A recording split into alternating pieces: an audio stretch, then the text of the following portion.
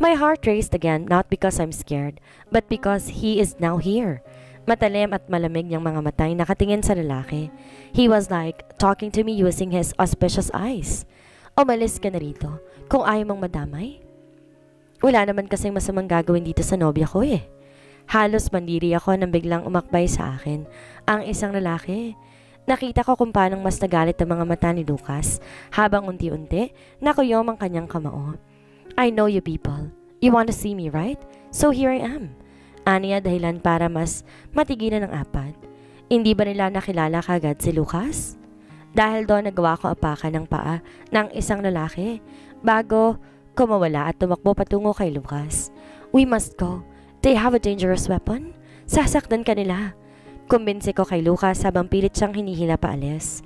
But he is so strong that I could not pull him properly. Listen, baby. Napatigil ako nung hinawakan niyang kamay ko. Umalis ka at tawagin na ilang bantay sa isla. Then go to the hotel and fix yourself.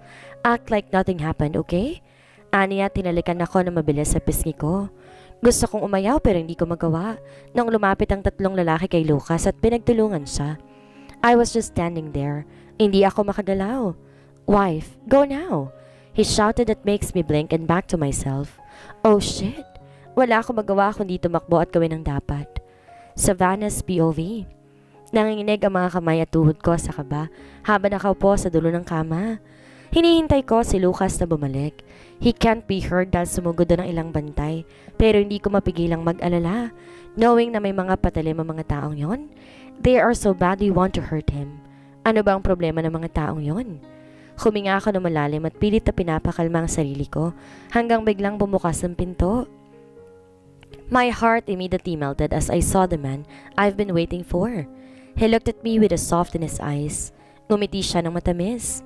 You're here, I said and quickly stand up. Hindi ko ininda ang hiya at mabilis na tumakbo patungo niya para sa isang mahigpit na yakap. He stilled and I could feel how, pero hindi rin sila tumagal ng yakap. Nang niyakapin ako na mahigpit. I'm here now and no one can hurt you, he whispered. Umangat ako ng tingin at tipid ng umiti bago hinaplos sa mga kamay niyang may bakas ng sugat at dugo. I know that something is important to your phone but at least please look after yourself. Hinahanap kita na ilang oras at di ko inasahan na makakalabas ka sa Maria. It was dangerous. Delikado mga taong yon sa mga tulad mo. So please kapag may gusto ka sabihin mo lang. Sasamahan naman kita. I could see a genuine worry and frighten on his eyes. It sounds so real. I'm sorry but I heard them. Sino mga yon? Bakit gusto ka nilang makita at saktan? Di ko mapigilan ang sariling itanong ang mga yon. Hindi po pwedeng matapos ang araw na to na walang sagot ang mga tanong ko. You need to rest for now. No, I can't. Sabihin mo muna sa akin kung bakit ganun silang lahat sa'yo. I couldn't rest for sure kapag hindi mo naman sinabi. Please tell me. Umiwas siya ng tingin at huminga ng malalim bago pumasok ng tuluyan sa kwarto. Alam ko sobrang mabilis ng lahat para sabihin niyang lahat tungkol doon pero hindi po pwedeng wala akong alam. Years ago as my dad left this island, some of his indigenous people suddenly owned this without our consent. Nang bumalik ako, sumunod silang umalis pero ilan sa kanilang hindi tanggap yon at patuloy akong inaabangan dito sa loob ng isla. He explained very carefully like he was afraid of me. Kumunot ang noo ko at sinara ang pinto bago siya hinarap sa dulo ng kama na ngayon nakaupo ng tuwid. Bakit? Where did you send them? Sa dulo ng islang to. I know that they cannot be a threat to Maria so I did what I have to do. Namilog ang aking mga mata dahil sa sinabi niya. How could you do that? Why? I mean, pwede namang hindi mo ginawa yun like sana ginawa mo na lang silang tourist guide or something na makakatulong sa'yo. Pwede niya naman talagang gawin yan, so bakit ba hindi? Listen, they are after this island. Gusto nilang lupang to at inaangkin nila so I need to do that because this is mine and nothing more. End of discussion. Suddenly, the door slammed. The small table was smashed just like I heard the sound of madness. Malakas ang tibok ng puso ko na may halo-halong emosyon, guilt and sadness. Bakit parang kasalanan ko? I closed my eyes before laying down the bed. Di ko inaakala nga abot kami sa ganito. But then I couldn't stay myself just like this. Kagad akong tumayo at lumabas para sana hanapin si Lucas at kausapin pero wala na siya sa labas ng unit. Where is he? Talagang galit siya? Hi! Bago ka sa Maria? Nice to know you. Ako nga pala si Jade. Tumigil lang ako sa paglalakad nang marinig ang matinis na boses ng isang babae ko sa tabi. I looked at the girl in wondering eyes. Ilang segundo pa bigla tong humalakak na parang baliw. Sorry? Pasensya ka na bago pa kasi ako rito kaya naghahanap ako ng kauri ko. Ngumisi siya sabay hawi ng buhok. Napangiti ako ng pilit bago tinanggap ang kamay niya. I will look rude if I will never do that. Besides, she looks so sweet. Savannah, pagpapakilala ko. Tara, sabay na tayo doon sa restaurant. Kagaya ng sinabi niya, wala akong nagawa, kundi sumunod na lang dahil wala naman ako ibang balak na gawin. Dahil na rin sa sobrang ingay ng babaeng kasama ko, nakalimutan ko na rin ang planong hanapin si Lucas para kausapin. So, ano, di ba maganda rito? Tanong niya sabay ikot kasabay ng hangin, habang ang mga paa niya nasa buhangin. I smiled and nodded as I feel the breeze. Salamat naman at nag-away kami ng boyfriend ko. Dahil doon naisipan kong pumunta rito. Kwento niya nang umupo kami sa buhangin, malapit lang sa malaking puno, kaya hindi masyadong mainit para tambayan. Ibig sabihin, nag-move on palang babaeng to, pero hindi naman halata. Bakit pa parang ako pang may kasalanan? Naabutan ko siya nakikipag-sex sa iba, tapos nakibit balikat lang siya at sinabi na gumagamit siya ng ibang babae kasi di ako nagpapagalaw sa kanya. Hindi raw niya mahihintay ang after 10 years na sinasabi ko. Kaagad kong hinaplos ang likod niya nang bigla itong humikpi, nahalatang pilit at parang pang ex-boyfriend niya. Pinigilan kong tumawa at kinagat ang ibabang labi. Shit talaga tong mga lalaki. Puro libog lang nasa utak nila. Susukatin kung mahal mo siya kapag sumama ka rin sa bisyo niya. Aba, sinuswerte naman pala tong mga labi ni Adan. Kaya tayo mga babae, dapat hindi yan hinahayaan. Kumuha ako ng panyo sa bulsa at ibinigay sa kanya. She used it as she wiped her tears and catars. Namilog ang mga mata ko nang bigla niya itong iabot pabalik. Salamat. Hindi na, sa'yo na yan. May sipon na Anyways, ikaw, pumunta ka ba rito mag-isa? May kasama? O katulad din kita? Tanong niya at biglang nawala ang kalungkutan sa mga mata. Kung di lang talaga magaan ang loob ko sa kanya, sigurado, masasabi ko baliw ang isang to. I have a husband. Kasama ko siya pero kinagat ko ang ibabang labi nang maalala si Lucas. Shit, kailangan ko pala siyang kausapin. Pero, may konting problema lang. Nahihiya akong sabi at inayos ang buhok kong humaharang sa mukha ko. Tumawa na mahina si Jade bago huminga ng malalim. Naku, dati inisip ko rin na sa kadami-dami na naging nobyo ko, wala talagang naka-open up tungkol sa kasalan at future. Bakit kasi ang hilig ko sa bad boys? Wala sa sarili niyang tanong, sabay inom ng dala niyang wine. Mahina akong tumawa. Siguro kilala niyo talagang isa't isa kaya't nagpakasal talaga kayo. Aniya at gumisi. Hindi namin kilala ni Lucas ang isa't isa. Hindi ko siya kilala at di niya rin ako kilala. May nangyari na ba? Don't judge me pero curious ako Masarap ba talaga yon? Halos mabulunan ako ng sariling laway dahil sa narinig. Kay daming itatanong, bakit ba yan pa na wala din akong alam? Sige no, sabihin mo na. Hinila niya ang braso ko habang nakanguso sa akin. Ano namang sasabihin ko? Sorry that's too personal pero I heard from the others na masarap daw yon. Walang prenong bibig ko. As I looked at her and I saw how she stunned. Oh my gosh, don't tell me you're a virgin. Pero may asawa ka na. Parang bata tong nalungkot nang malaman ng score niyang 0. Umangat ang gilid ng labi ko at mahinang tumawa. Pero totoo? Paano? Ikaw palang masasabihan ko. I have a husband. Kasal ako 5 taon nakakalipas pero ngayon ko lang siya nakita. Kasi una sa lahat, binili niya lang ako para pakasalan. Ngumiti ako. Siya na may tumango na parang bata at hinihingi pa ang mga mata niya ang ilang istorya ko. I was locked and chained by him. Pero nang bumalik siya, naging okay naman ang lahat. Pero not until marami na akong tinanong sa kanya. He suddenly got mad. Ngayon, hindi ko alam kung saan siya at hindi ko alam kung maayos pa ba. Kwento ko. Aaminin ko. Natatakot ako na umalis siya. Natatakot akong bumalik siya sa dati kasi ibang feeling na wala kang kausap at nag-iisa. Wow! So talagang nag-i-exist pa talaga ang setup na ganyan hanggang ngayon? Di siya makapaniwala. Nakaparte lang ang mga labi. Kahit ako nga hindi makapaniwala ng una. Marami kaming pinag-usapan hanggang gumabi na. Di pa rin kami natapos kasi hanggang sa tumungo kami sa isang restaurant para mag-dinner ay nag-uusap pa rin kami. Pero curious ulit ako. Gwapo bang asawa mo? Tanong niya. Naku, kung alam mo lang talaga. Shina's POV. Kumunot ang noo ko ng malalakas ng katok ng tao mula sa labas ng pinto. I was expecting that it was Lucas and we can finally talk, pero natigilan ako nang may maalala. Since when did he knock if he and me was the only people knew about the unit's code? Tumigil ako sa harap ng pinto dahil sa hindi maindang pagtataka at konting kaba. Hindi ko alam kung anong pumasok sa utak ko pero tumungo ako sa gilid ng pinto. Ini-open ang monitor ng camera sa labas. Hello? Alam kong dito ka nakatira, miss? Halos mapasigaw ako at mapaatras na makitang isang lalaki na parang wala sa sarili.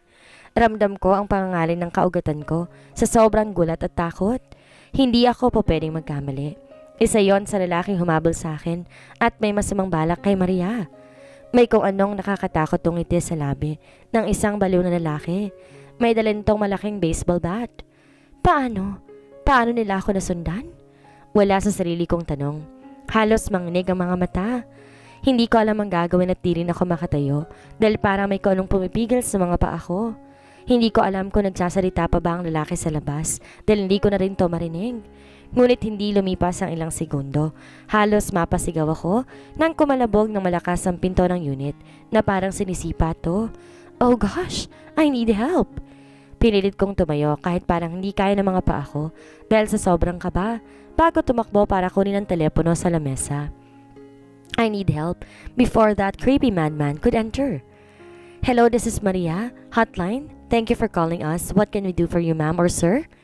Hi, I'm from Unit 469 in the 15th floor of this hotel. There is a creepy man outside this room. Please call my husband Lucas since I cannot contact him since yesterday or please help me. Halos mataranta ako na sinasabi yon. Dinig ko rin na parang nagkagulong lahat sa kabilang linya. Hello ma'am, please come down. Papunta na po ang mga bantay dyan. For now, ibaba muna namin ang linya. Sasagot pa sana ako na marinig na binaba nitong telepono. Wala na ako nagawa ngayon, kundi kunin ang malaking vase na pwedeng gawing panghampas dahil mukhang ilang sipa na lang bibigay ng pinto. Nanginginig ang mga kamay ko sa kaba at takot. Hindi ko inakalang aabot ang lahat sa ganito. Huminga ako na malalim nang biglang tumigil ang pagkakahampas ng lalaki sa pintuan. Kaya kagad akong sumilip sa monitor. Just by then, I saw how the 5 guards pulling him to stop. Dahil doon, kagad kong binuksan ang pinto. Kagaya ng inaasahan ko, marami ang mga tao sa labas na halatang takot na rin dahil sa inaasa ng lalaki. Halimaw kayo, miss. Halimaw ang asawa mo, papatay namin kayo.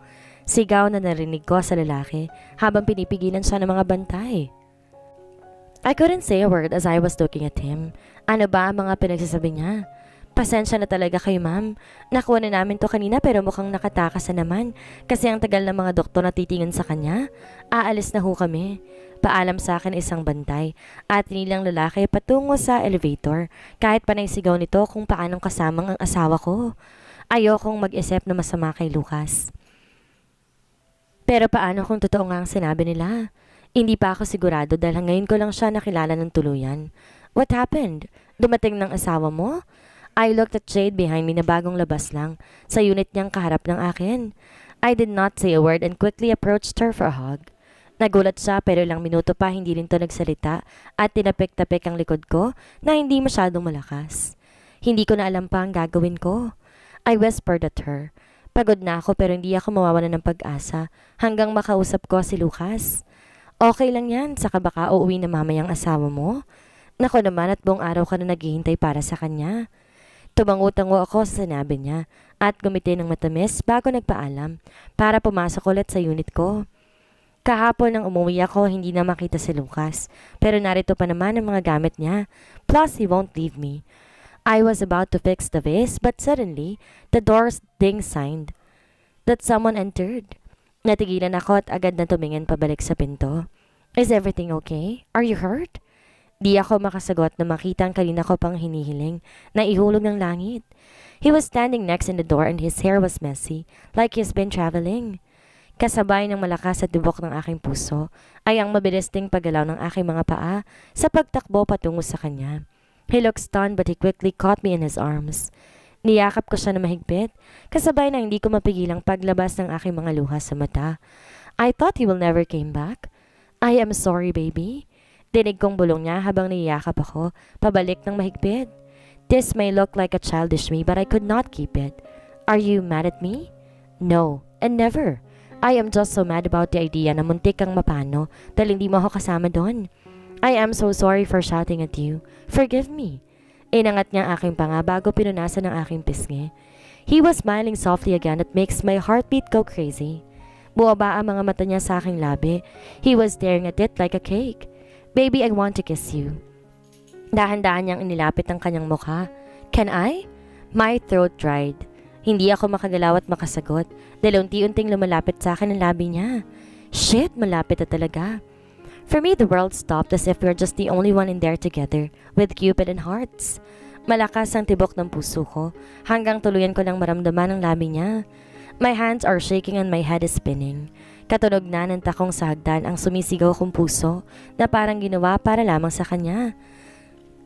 Hindi ako marunong humalik at wala akong ideya ni isa kung paano ba. He moved his lips in a very seductive way and I am sure that every girl including me who could taste his kind of lips will melt in no time. Pero may parte sa akin na parang sasaktan after thinking of other girls. What if he is also kissing other girls? Pero wala rin naman akong karapatan dahil hindi ko naman alam kung ano ako sa kanya. We stared at each other as he pulled back the kiss. Nakatingin lang ako sa kanyang mga mata. I'm sorry. I should not do that but I can't stop myself from doing. Di niya magawang sabihin o ituloy ng mabilis. Pinagtagpo ulit ang aming mga labi. Tinagon ko na mas mainit niyang halik na unti-unting bumababa sa aking leeg. I closed my eyes and feel him as I was holding his hands tightly. Ipinabilig ko ang mga braso sa kanyang leeg nang bigla niya akong buhatin. Shit! I wanted to taste this since day one I saw you there, babe. Aniya nang bumitaw ang mga labi namin mula sa isa't isa. Nagkatinginan lamang kami habang hinaaplos sa mga daliri niya ang labi ko. I wish I am not that bad at kissing. You know? Medyo nailang ako habang sinasabi yun sabay iwas ang tingin. I even found myself sitting at his lap, facing him as he was in the edge of the bed. Umangat ang gilid ng labi niya habang nakatingin sa akin. Amusement pumped within his stunning brown eyes. Baby, you don't have any idea how good at you of turning me on. Sigurado ako nagmumula ng buong pisngi ko dahil sa sinabi niya. Mula noon di pa ako nakarinig mula sa isang lalaki ng pananalitang ganyan. Nakakabasa nga pero hindi ko pa talaga pinapaniwalaan. But today it really feels so real. Naglalakad ako kanina at bigla ako nakita ang isang lalaki na nakataas mula sa kulungan nila rito. The guards told me what he did. Are you really okay? I swear I will murder him if he hurt you or do that creepy thing again. Hinaplos niya at inayos sa mga buhok kong kumalat sa mukha bago ito inipit sa likod ng aking tenga. I smiled at him as I lay my head on his strong shoulder. I'm okay. Natakot ako pero nawala na rin dahil nandito ka na. But at least can we enjoy this vacation? Uuwi na tayo sa sunod na araw. I pouted. He smiled softly and nodded.